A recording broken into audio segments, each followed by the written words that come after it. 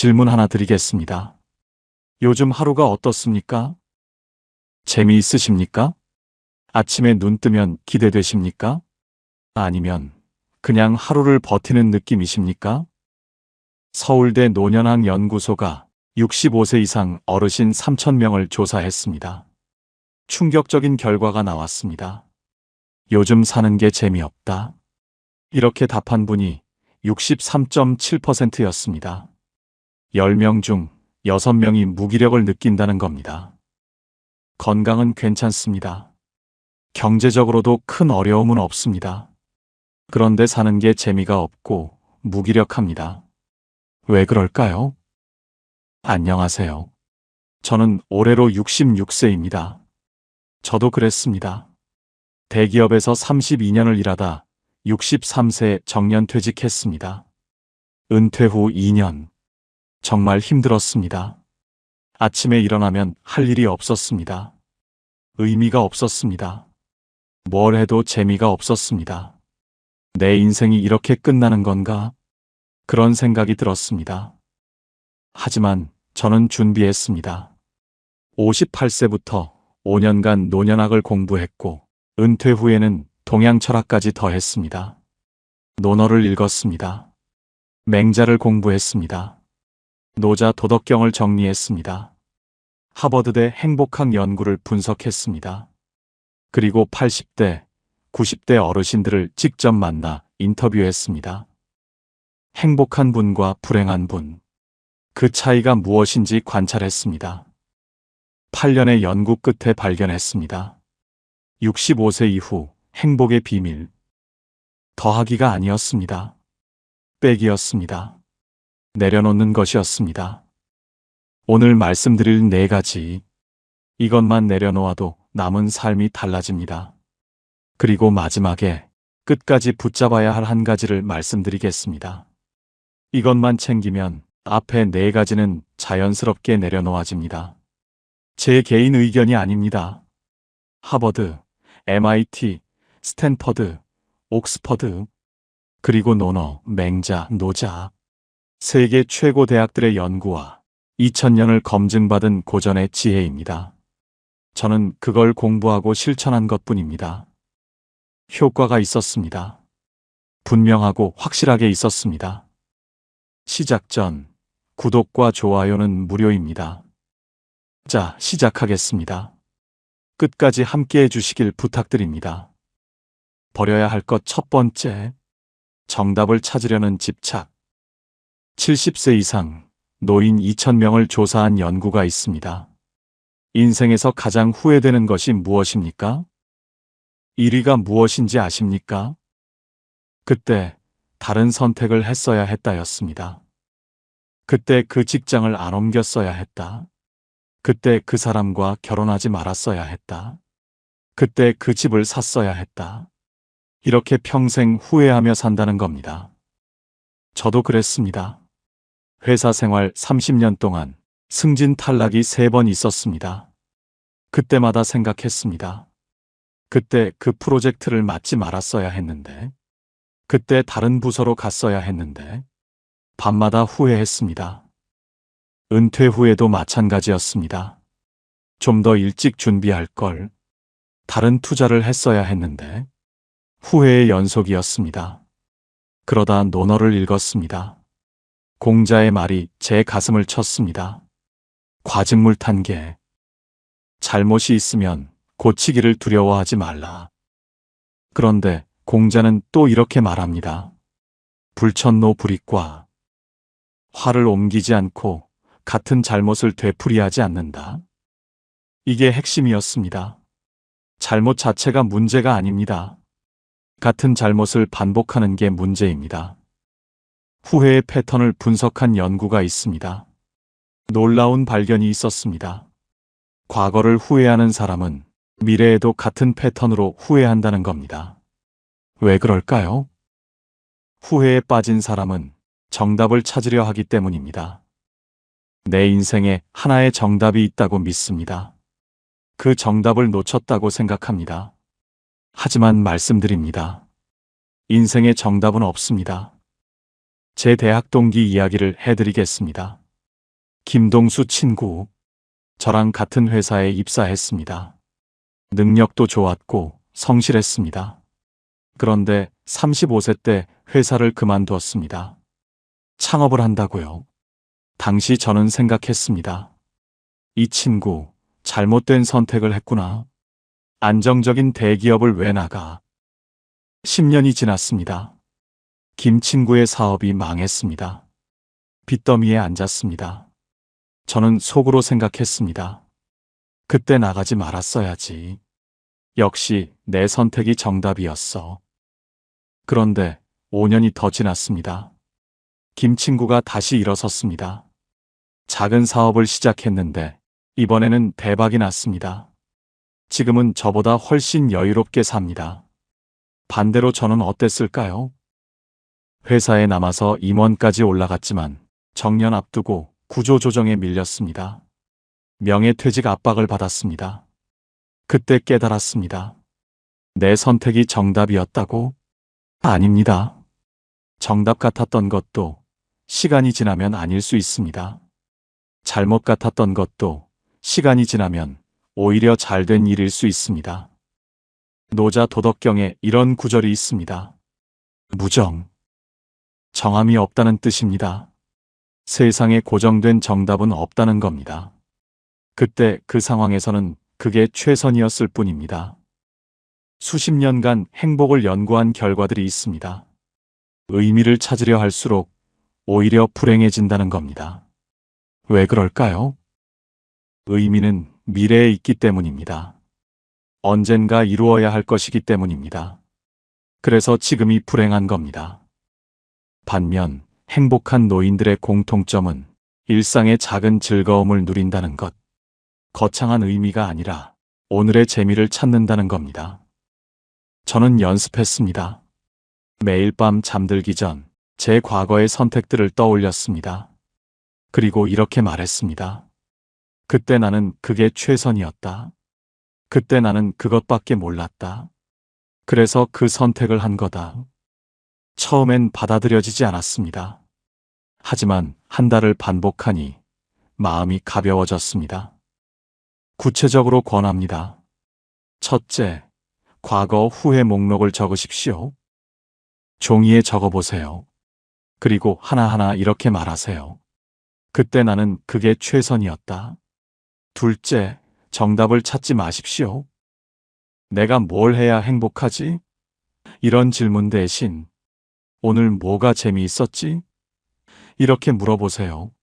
셋째, 오늘 하나의 맛을 챙기십시오. 아침 산책의 맛이어도 좋습니다. 커피 한 잔의 맛이어도 좋습니다. 손주와의 통화도 좋습니다. 논어에 이런 말이 있습니다.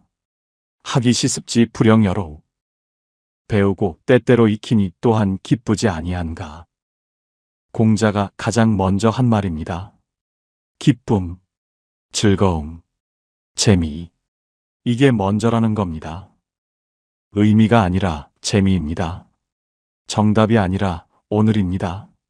정답을 찾는 집착을 내려놓으니 오늘이 편안해졌습니다.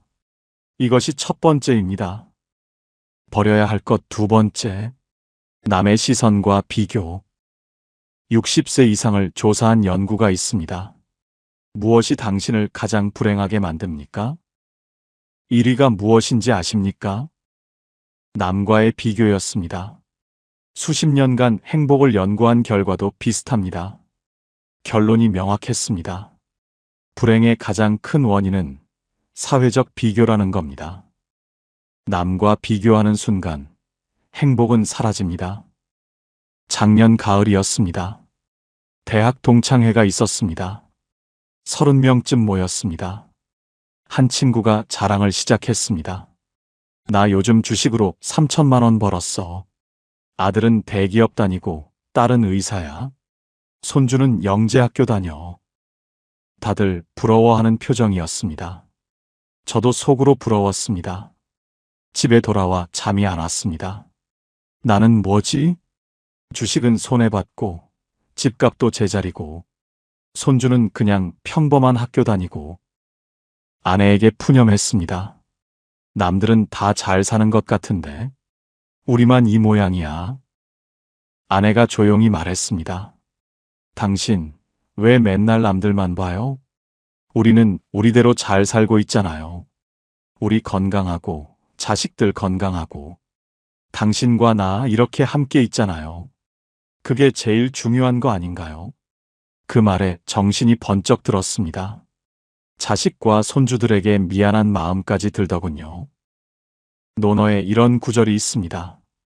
인부지불온, 불역군자호. 남이 나를 알아주지 않아도 화내지 않는다. 그것이 군자다. 공자도 평생 고민했습니다. 왜 아무도 나를 데려다 쓰지 않는가? 내가 이렇게 실력이 있는데. 공자도 인정받고 싶었습니다. 하지만 결국 깨달았습니다. 진짜 독립적인 인간은 남의 평가에 흔들리지 않는 사람이라는 것을. 1938년부터 80년간 사람들을 추적 조사한 연구가 있습니다. 무엇이 사람을 행복하게 만드는가? 결론은 명확했습니다. 행복의 핵심은 관계의 질이라고 합니다. 관계의 양이 아니라 질. 이게 핵심입니다. 제 핸드폰 연락처 482명이 저장되어 있었습니다. 회사 동료, 대학 동창, 군대 전후, 골프 모임, 각종 친목회. 저는 스스로에게 물었습니다. 이 중 진짜 친구는 몇 명인가? 한 명 한 명 눌러봤습니다. 얼굴이 떠오르지 않는 사람이 150명. 1년 넘게 연락 안 한 사람이 300명. 실제로 전화할 수 있는 사람 10손가락으로 꼽을 정도였습니다. 같은 회사 동기였던 김성훈 부장 이야기를 하겠습니다. 김 부장은 우리 회사에서 사람 좋기로 유명했습니다. 그는 수첩을 늘 들고 다녔습니다. 거기에 400명이 넘는 이름이 적혀 있었습니다. 그리고 그 중에 100명이 넘는 사람에게 각별히 대했습니다. 100명의 이름 옆에는 생일, 배우자 이름, 자녀 이름, 취미, 좋아하는 음식까지 모두 적혀 있었습니다. 그는 매달 그 수첩을 펼쳐보며 이번 달 생일인 사람들에게 문자를 보냈습니다. 경조사는 절대 빠지지 않았습니다. 골프 모임 총무를 10년간 맡았습니다. 은퇴 후에도 마찬가지였습니다. 이 모임, 저 모임 쫓아다녔습니다. 하루도 집에 가만히 있질 못했습니다. 나는 사람들이 필요해. 사람들과 함께 있어야 살 것 같아. 그러다 2년 전 건강검진에서 이상이 발견됐습니다. 폐암 3기였습니다. 수술을 했습니다. 폐의 절반을 떼어냈습니다. 그리고 항암 치료 6개월. 김 부장은 병원에 입원했습니다. 첫 달 그는 기대했습니다. 사람들이 찾아오겠지. 내가 그렇게 챙겼는데. 수술 후 일주일 뒤 회사 후배 둘이 왔습니다. 2주일 뒤 대학 동창 한 명이 왔습니다. 그게 전부였습니다. 둘째 달 김 부장은 문자를 보냈습니다. 각별히 지내던 100명의 사람들에게. 제가 폐암 판정을 받았습니다. 시간 되시면 한번 찾아와 주세요. 문자 답장이 왔습니다. 아이고, 쾌차하세요. 힘내세요. 90통쯤 됐습니다. 하지만 실제 찾아온 사람은 겨우 7명이었습니다. 다섯째 달 제가 병원에 갔습니다. 김 부장은 수척해져 있었습니다. 그는 제게 말했습니다. 자네가 11번째야. 6개월 동안 날 찾아준 사람. 30년 넘게 사람들 챙기며 산 게 이거였나? 나는 400명이 넘는 이름을 알고 있었어. 그중 100명을 각별히 살폈지. 그런데 6개월 동안 날 찾아온 사람은 고작 10명뿐이야. 인간관계를 연구한 학자가 있습니다. 인간이 의미 있게 유지할 수 있는 관계는 150명이 한계라고 합니다. 그중 진짜 친밀한 관계는 고작 5명에서 15명이라고 합니다. 저는 이 연구를 접하고 깨달았습니다. 김 부장은 400명이 넘는 지인이 있다고 착각했지만 실제로 가까운 친구는 10명이었던 겁니다. 저도 마찬가지였습니다. 500명 가까운 연락처가 있지만 진짜 친구는 몇 명이나 될까? 저는 결심했습니다. 연락처 정리를 시작했습니다. 1년간 연락 없었던 사람 200명 삭제. 만나면 피곤한 사람 정리. 돈 이야기만 하는 사람. 자랑만 하는 사람. 100명 정리. 진짜 친구 15명 선별. 힘들 때 전화할 수 있는 사람. 내 이야기를 들어주는 사람. 함께 있으면 편안한 사람. 이제 저는 그 15명에게 집중합니다. 한 달에 한 번씩 돌아가며 만나 진짜 깊은 대화를 나눕니다. 예전엔 100명을 얕게 만났다면 지금은 15명을 깊게 만나는 겁니다. 결과는 어땠을까요? 제 마음이 훨씬 편안해졌습니다. 관계가 의무가 아니라 기쁨이 됐습니다. 저는 노트를 꺼냈습니다. 제목을 이렇게 썼습니다. 내가 가진 것들. 적기 시작했습니다. 건강한 몸, 사랑하는 아내, 효자 아들, 효녀 딸, 예쁜 손주들, 비 안 새는 집, 먹을 만큼의 연금. 적다 보니 2페이지가 넘어갔습니다. 나는 가진 게 이렇게 많았구나. 그런데 왜 맨날 없는 것만 봤을까? 매일 감사한 일을 기록하는 사람들이 그렇지 않은 사람들보다 훨씬 행복하다는 연구 결과가 있습니다. 저는 실천하기 시작했습니다. 매일 밤 잠들기 전 오늘 감사한 일 3가지를 생각합니다. 오늘 아침을 맛있게 먹었다.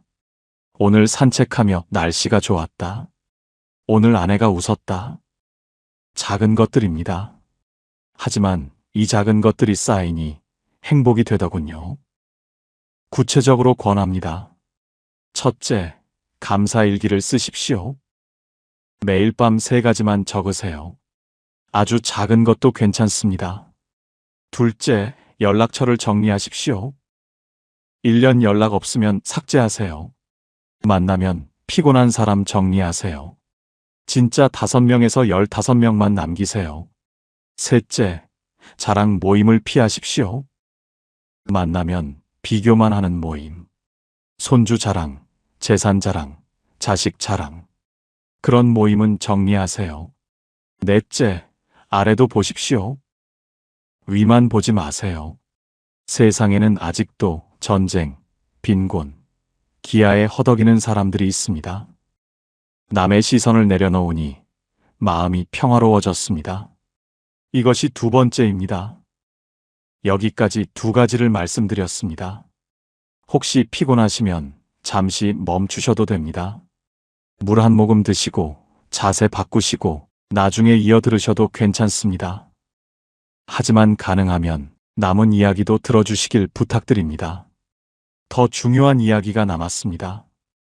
버려야 할 것 3번째. 상처 주는 말과 분노. 나이가 들면 뇌의 필터 기능이 변화합니다. 젊었을 때는 하고 싶은 말을 참았다면 이제는 솔직해지는 거죠. 이건 자연스러운 변화입니다. 뇌과학적으로 설명되는 현상입니다. 하지만 문제가 있습니다. 노년기 가족 갈등을 연구한 결과 갈등 원인의 1위가 무엇인지 아십니까? 과도한 잔소리와 간섭이었습니다.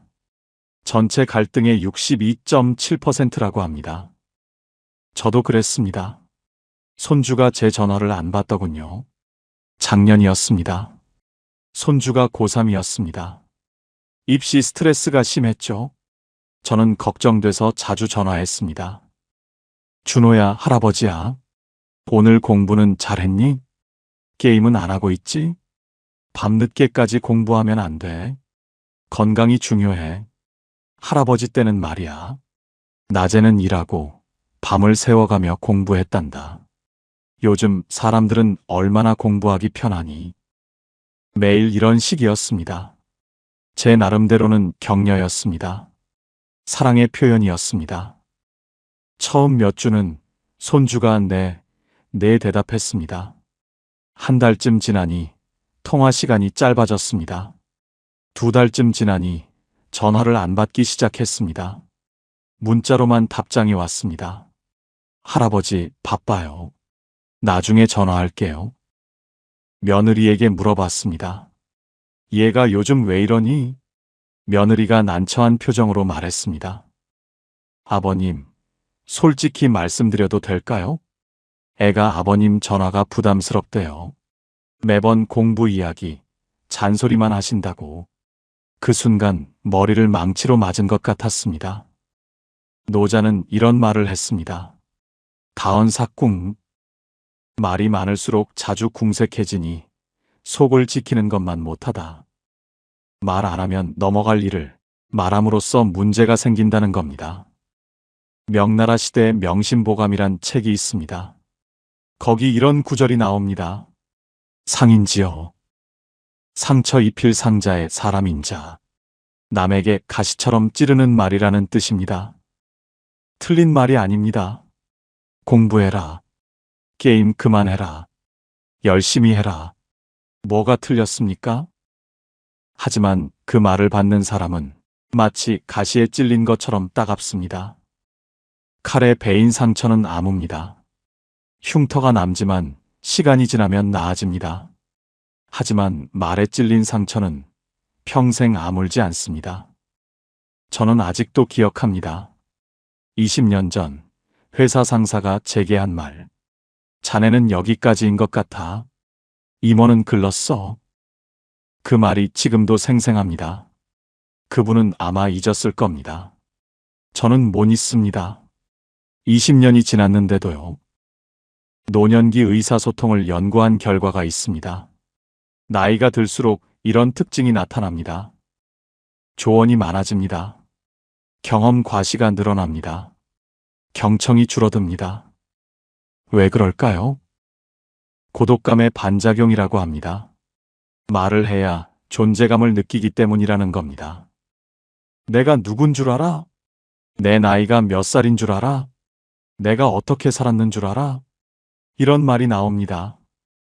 경청을 잘하는 노인과 말이 많은 노인을 비교한 연구가 있습니다. 결과가 놀라웠습니다. 경청을 잘하는 노인이 가족관계 만족도가 3.2배 높았습니다.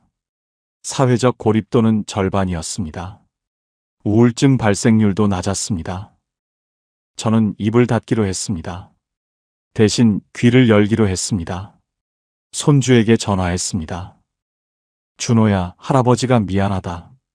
너한테 스트레스 줬구나. 이제 잔소리 안 할게. 대신 내 이야기 듣고 싶어. 요즘 학교 생활 어떠니?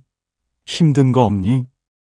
손주가 처음엔 의아해하더니 조금씩 이야기하기 시작했습니다. 할아버지, 사실 요즘 수학이 너무 어려워요.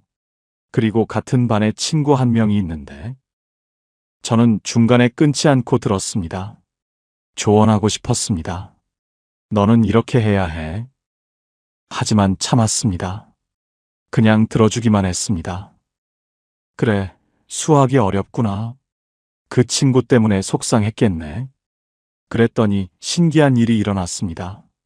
손주가 먼저 전화하기 시작했습니다. 할아버지, 저예요. 오늘 이런 일이 있었어요. 할아버지한테 말씀드리고 싶어서요. 할아버지는 제 말 들어주셔서 좋아요. 구체적으로 실천법을 말씀드립니다. 첫째, 잔소리를 격려로 바꾸십시오. 이것 좀 해라 대신 잘하고 있네. 공부해라 대신 너라면 할 수 있어. 둘째, 반복하지 마십시오. 같은 이야기 또 하고 싶을 때 3초 멈추고 생각하세요. 이거 전에 말했나? 셋째, 푸념을 감사로 바꾸십시오. 요즘 세상 왜 이래 대신 우리 때보다 편해졌네. 넷째, 분노를 참으십시오. 화가 치밀어 오를 때 3번만 심호흡하세요. 그래도 할 말이면 하십시오. 다섯째, 역지사지하십시오. 내가 그 말을 듣는다면 어떤 기분일지 생각해 보세요. 말을 줄이니 관계가 편해졌습니다. 이것이 3번째입니다. 버려야 할 것 4번째. 장수, 돈, 자식에 대한 집착. 맹자의 이런 이야기가 나옵니다. 요임금이 지방을 순행하고 있었습니다. 국경관리가 요임금을 보고 말했습니다. 오래 사십시오. 요임금이 답했습니다. 나는 오래 살고 싶지 않소. 그럼 부자 되십시오. 나는 돈도 많이 안 벌고 싶소. 그럼 자식 많이 두십시오. 나는 자식도 많이 안 키우고 싶소. 국경관리가 놀라 물었습니다. 왜 그러십니까? 요임금이 답했습니다. 오래 살면 안 봐도 될 꼴까지 다 보게 돼요. 돈이 많으면 그것 관리하느라 걱정만 늘어나오. 자식이 많으면 그들 걱정에 마음 편할 날이 없소. 수줍다요? 오래 살수록 욕됨이 많아진다는 뜻입니다. 이 이야기가 제 가슴을 쳤습니다. 우리는 평생 세 가지를 쫓아 살았습니다. 오래 살기, 돈 많이 벌기, 자식 잘 되기. 이게 행복의 조건이라고 믿었습니다. 하지만 정말 그럴까요? 80세 이상 노인 1000명을 조사한 연구가 있습니다. 가장 후회되는 것이 무엇입니까? 놀라운 결과가 나왔습니다. 너무 오래 산 것이라는 답이 23.4%였습니다. 왜 그럴까요? 배우자가 먼저 갔습니다. 친구들이 하나둘 세상을 떠났습니다. 몸은 불편해졌습니다. 자식들은 바빠서 연락도 잘 안 합니다. 혼자 남았습니다. 아내의 친구 이야기입니다. 올해 82세 조명자 여사님. 남편분은 75세에 돌아가셨습니다. 이제 7년째 혼자 사십니다. 건강은 괜찮으십니다. 경제적으로도 문제 없으십니다. 하지만 말씀하십니다. 이렇게 오래 살 줄 몰랐어. 남편이랑 같이 갔으면 좋았을걸. 하루하루가 너무 길어. 그리고 하나 더. 70세 이상 노인 3,000명을 조사한 연구가 있습니다. 노년의 가장 큰 후회가 무엇인지 아십니까? 1위가 돈을 못 쓴 것이라고 합니다. 모으기만 하다가 결국 못 쓰고 간 것. 이게 가장 큰 후회라는 겁니다. 아내의 고등학교 친구 박영희 여사님 이야기를 하겠습니다. 올해 65세, 평생 초등학교 교사로 사셨습니다. 박 여사님은 돈을 정말 아껴 쓰셨습니다. 월급날이면 가계부를 펼쳐놓고 한 푼 한 푼 계산하셨습니다. 남편분이 가끔 말씀하셨답니다. 여보, 우리 이번 주말에 제주도 갈까? 제주도? 비행기 값이 얼마인데? 나중에 가요. 그럼 속초 갈까? 가까운 데라도. 속초도 숙박비가 만만치 않아요. 은퇴하면 가요. 그럼 저녁이라도 밖에서 먹자. 집에서 먹으면 되는데 왜 밖에 나가요? 나중에 먹어요. 나중에. 박 여사님의 입버릇이었답니다. 은퇴하면, 나중에, 저축 좀 더 하고. 지난 명절에 남편분이 말씀하셨답니다. 여보, 올해 여름 휴가에는 유럽 갈까? 정년 전에 한번 가보고 싶어. 유럽? 두 사람이 가면 얼마인데요? 1000만 원은 들겠어요. 나중에 가요, 은퇴하면. 자녀들도 말씀드렸답니다. 엄마, 아빠, 여행 좀 다니세요. 돈만 모으지 말고. 아니야, 너희 결혼 자금도 마련해야지. 엄마, 아빠는 나중에 갈게. 그렇게 30년을 사셨습니다. 은퇴하실 때 통장에 모인 돈 2억 8천만 원이었습니다. 여보, 이제 우리 여행 다녀도 되겠네. 남편분이 말씀하셨답니다. 그래요. 이제 좀 쓰면서 살아요. 유럽 가요, 유럽. 평생 가고 싶었잖아. 그래요. 내년 봄에 가요. 하지만 내년 봄은 오지 않았습니다. 은퇴 후 6개월 63세 겨울이었습니다. 평범한 아침이었습니다. 남편분이 식탁에서 여보, 오늘 국 맛있네 하셨답니다. 박 여사님이 웃으며 그래요? 다행이네요 하셨답니다. 그런데 갑자기 쓰러지셨습니다. 뇌졸중이었습니다. 119가 왔습니다. 병원으로 실려갔습니다. 응급수술 5시간. 의사가 나왔습니다. 수술은 잘 끝났습니다. 하지만 오른쪽 반신마비가 왔습니다. 휠체어 생활을 하셔야 합니다. 박 여사님은 그 자리에 주저앉았습니다. 그 자리에서 하염없이 울었습니다. 2억 8천만 원. 30년간 제주도 안 가고 유럽 안 가고 외식 안 하고 모은 돈 2억 8천만 원. 하지만 이제 남편은 비행기를 못 탑니다. 유럽은 꿈도 못 꿉니다. 제주도도 못 갑니다. 박 여사님은 흐느껴 울었습니다. 여보, 미안해. 당신이 그렇게 제주도 가자 했는데, 유럽도 가자 했는데, 나는 나중에만 했잖아. 이제 당신은 비행기도 못 타는데, 우리가 모은 이 돈이 뭐가 중요해? 나는 왜 그때 안 갔을까? 그 이야기를 전해주던 아내의 눈시울이 붉어졌습니다. 우리도 그러면 안 돼요. 나중은 없어요. 돈의 한계 효용을 연구한 결과가 있습니다. 통장 잔고 1억일 때와 2억일 때 행복도 차이는 미미하다고 합니다. 하지만 경험에 쓴 돈은 다릅니다. 여행, 취미, 배움, 인간관계. 이런 경험은 시간이 지날수록 추억이 되고 자산이 된다고 합니다. 저는 생각을 바꿨습니다. 돈은 도구다.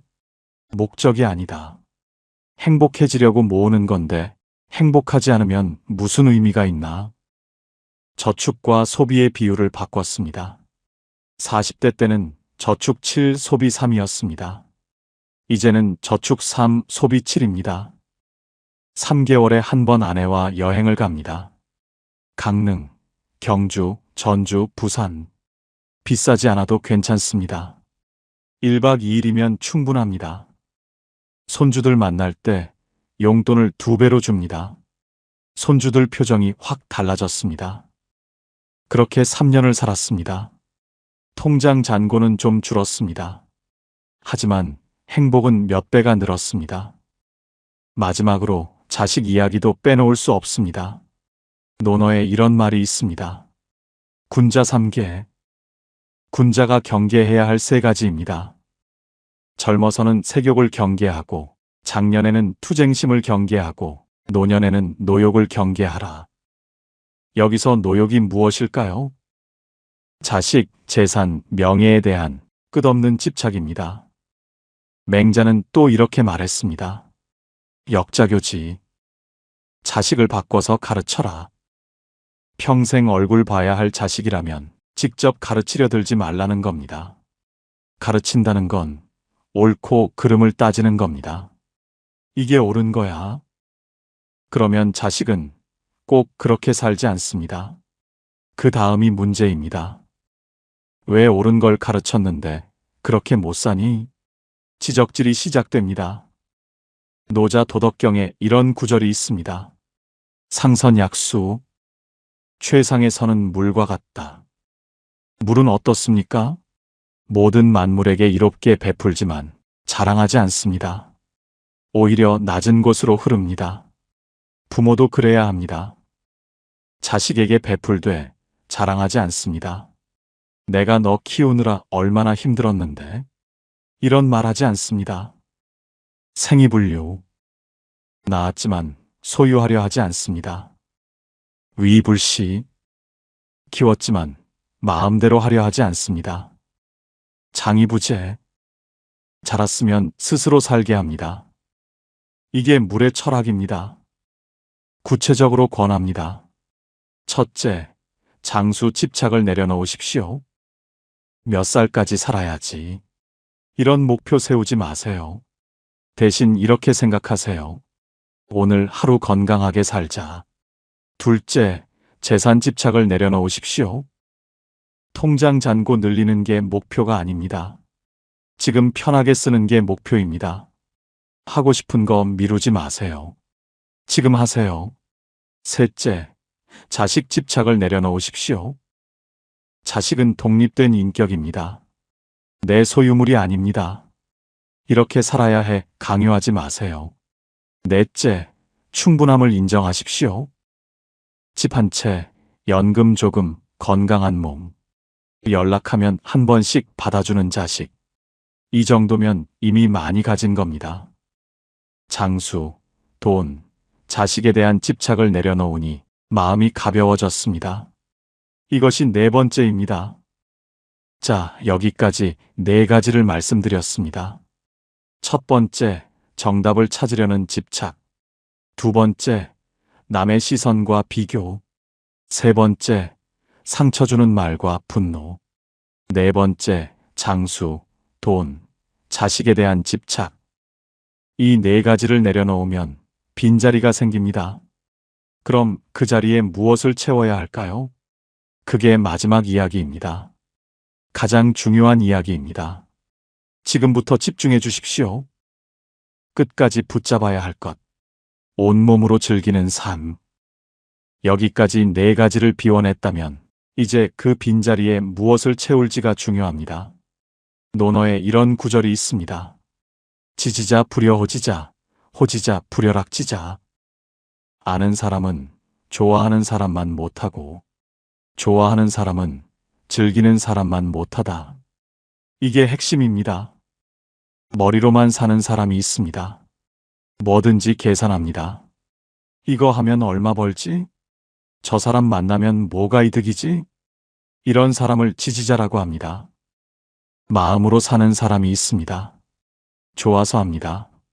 하지만 변덕이 심합니다. 좋을 때는 하다가 싫으면 안 합니다. 이런 사람을 호지자라고 합니다. 온몸으로 사는 사람이 있습니다. 그냥 즐깁니다. 좋든 나쁘든 즐깁니다. 이런 사람을 낙지자라고 합니다. 공자가 가장 사랑한 제자가 아내였습니다. 아내는 가난했습니다. 빈민가에 살았습니다. 밥도 제대로 못 먹었습니다. 그런데 공자는 말했습니다. 아내를 봐라. 저 친구는 저 상황에서도 즐기며 살고 있어. 거기서도 재미를 느껴. 걔가 너희들 중 최고야. 락지자. 온몸으로 즐기는 사람. 이게 가장 행복한 사람입니다.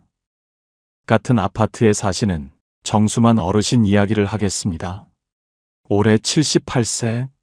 정 어르신은 은퇴 후 15년을 집에만 계셨습니다. 매일 아침 10시에 일어나 소파에 앉아 TV를 켰습니다. 15년을 그렇게 사셨습니다. 밖에 나가면 피곤해. 집이 제일 편해. 그러다 75세 때 심장에 문제가 생겼습니다. 협심증. 병원에 입원하셨습니다. 같은 병실에 90세 할아버지가 계셨습니다. 정 어르신은 놀랐습니다. 90세인데 혼자 걸어 다니시는 겁니다. 무엇보다 표정이 밝으셨습니다. 정 어르신이 물어봤습니다. 어르신, 어떻게 그렇게 긍정적이십니까? 저는 75세인데도 자꾸 불안하고 우울한데. 90세 할아버지가 미소 지으며 말씀하셨답니다. 나는 매일 즐겁고 재미있게 살아. 아침에 눈 뜨면 오늘도 살았구나. 즐거워. 산책 나가면 날씨 좋네. 즐거워. 밥 먹으면 국이 따뜻하네. 즐거워.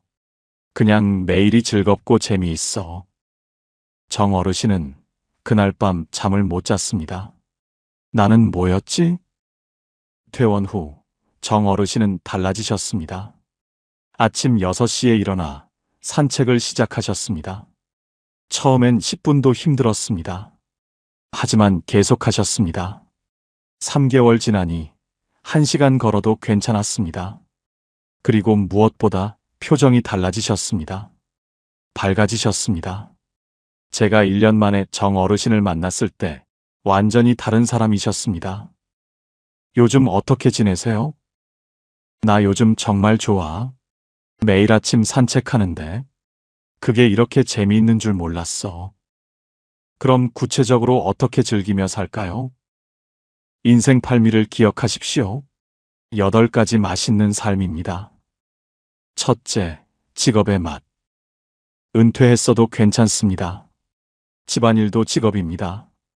청소하며 재미를 느끼세요. 둘째, 배움의 맛. 논어에 이런 말이 있습니다. 학이 시습지 불영여로. 배우고 때때로 익히니 이 또한 기쁘지 아니한가. 50대, 60대, 70대 무언가를 배우기 딱 좋은 나이입니다.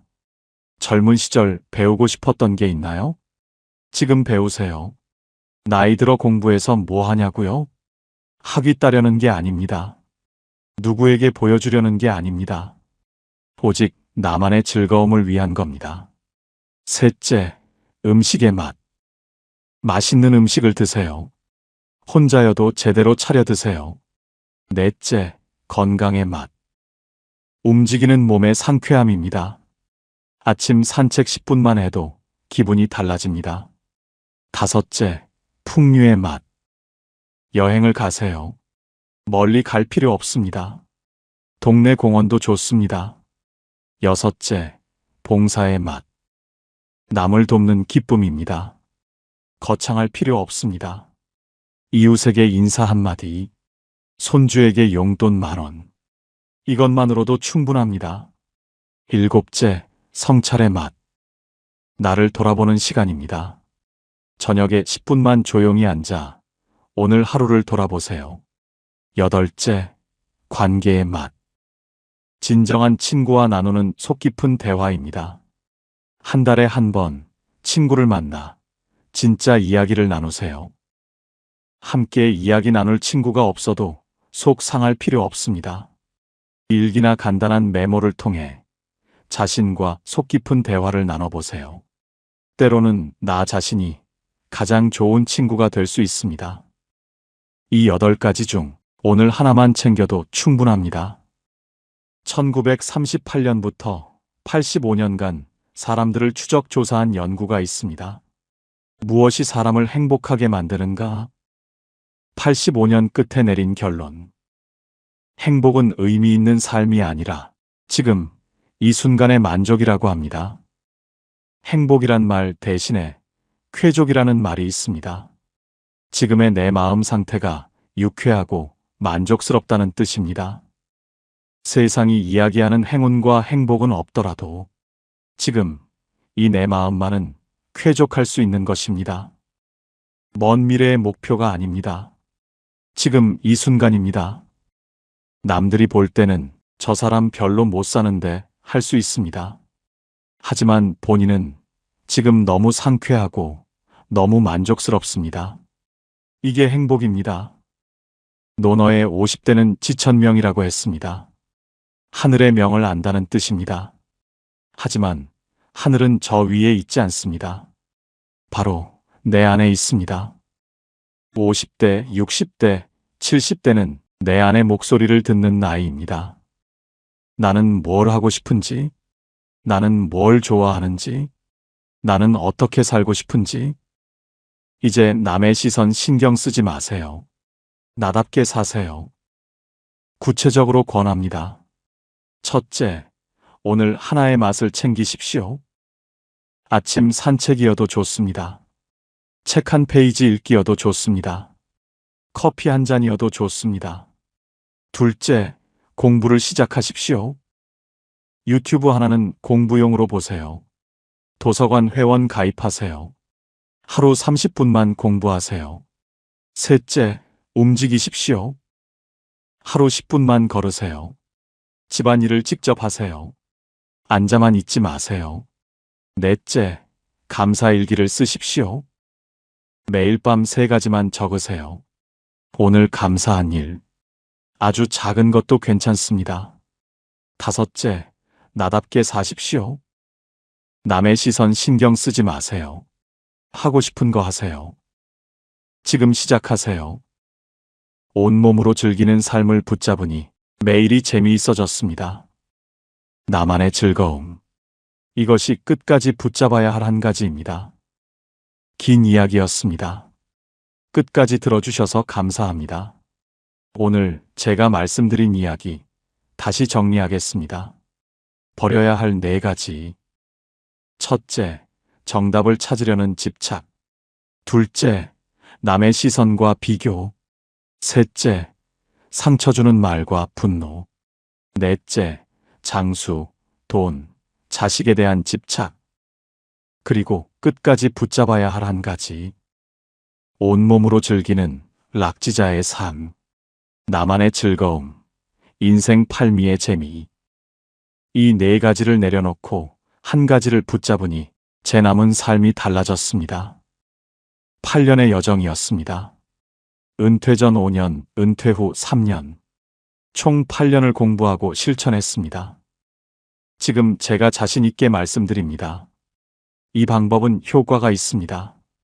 하버드, MIT, 스탠퍼드, 옥스퍼드, 세계 최고 석학들의 연구 결과입니다.